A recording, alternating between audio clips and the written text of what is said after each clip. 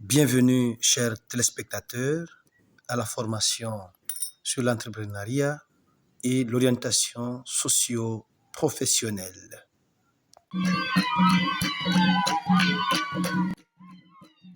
S'orienter n'est pas une chose facile. Donc, nous allons donc trouver ces 10 conseils-là. Comment faire pour pouvoir faire un bon choix. La règle numéro 1, c'est penser large, c'est-à-dire sans limite, sans stress.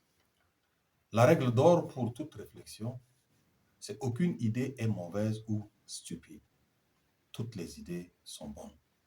Il faut oublier tout son passé, oublier sa formation initiale, oublier les vieux réflexes de pensée, la pression parentale surtout ou sociale de vos amis. Vous devez d'abord penser à vous-même et à votre vie. Votre bonheur passera par votre réussite. La règle numéro 2, soyez mégalo, c'est-à-dire visez haut. Il est important de connaître ses limites et d'être réaliste dans la réalisation de ses projets. Mais il est aussi très important de rêver et d'avoir des ambitions pour ces orientations. La règle numéro 3, réaliser un bilan de personnalité ou un bilan personnel.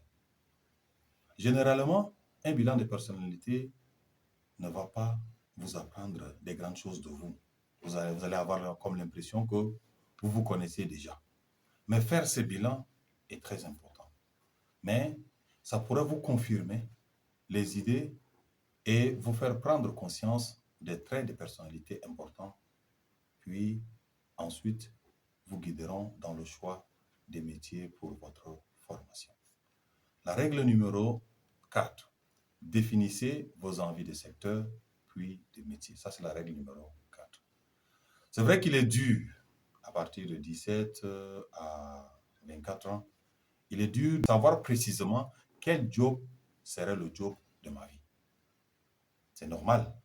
Mais il faut d'abord que vous définissiez des secteurs ou des domaines d'activité que vous appréciez. Règle numéro 5. Identifiez une blacklist, c'est-à-dire une liste noire.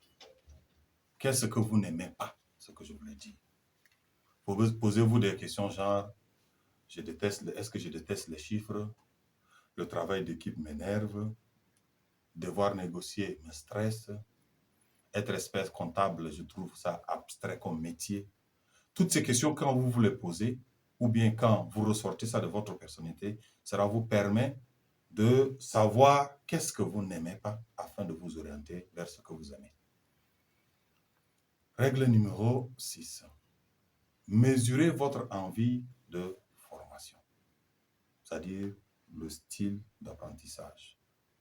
Êtes-vous prêt de faire des longues études, c'est-à-dire aller à l'université, faire des études générales très longues, ou bien vous voulez plutôt aller rapidement à une formation professionnelle ou être encadré dans une école ou faire une étude indépendante. Règle numéro 7. Ne vous casez pas sur un seul choix. Choisissez jusqu'à 7 alternatives de formation. Cela vous permet de les classer par ordre d'envie, et cela vous permettra de choisir le meilleur des secteurs que vous voudriez. Règle numéro 8. Écoutez les autres. Je dis bien écoutez les autres. Mais c'est à vous de choisir. C'est pour dire que tout ce que les autres vont vous dire ne va pas être pris en compte. Vous allez les écouter pour vous cadrer, mais le dernier choix vous revient à vous-même. Règle numéro 9. Analysez le marché de l'emploi. Renseignez-vous sur le secteur qui embauche le mieux, le nouveau secteur en expansion et les métiers en vogue, et ceux en baisse aussi. Donc, cherchez les noms des formations, les domaines de métiers et ciblez aussi pour évaluer les postes proposés et les niveaux de salaire aussi. Règle numéro 10.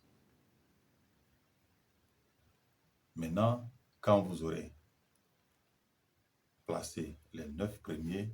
Le dernier, ça vous permet de définir votre parcours. Est-ce que ça va de 1 an, de 2 ans, de 5 ans, de 7 ans ou de 10 ans d'études? La fin de la réflexion d'orientation. Maintenant, il faut passer à l'action et définir un plan d'action à court ou à moyen terme. Quel parcours concret? Quel parcours concret à mettre en place? Qu'allez-vous faire dans 1 an, 2 ans, 5 ans ou voire plus? On peut rater une année, quelques années d'études, revenir en arrière, faire une pause, mais il ne faut jamais se lasser. Il ne faut jamais également passer à côté de son projet, à côté de ses rêves. Et celui-ci ne vient pas tout de suite dans vos bras. Il va falloir que vous le cherchez. Merci pour votre attention. À bientôt. Bonjour à tout le monde.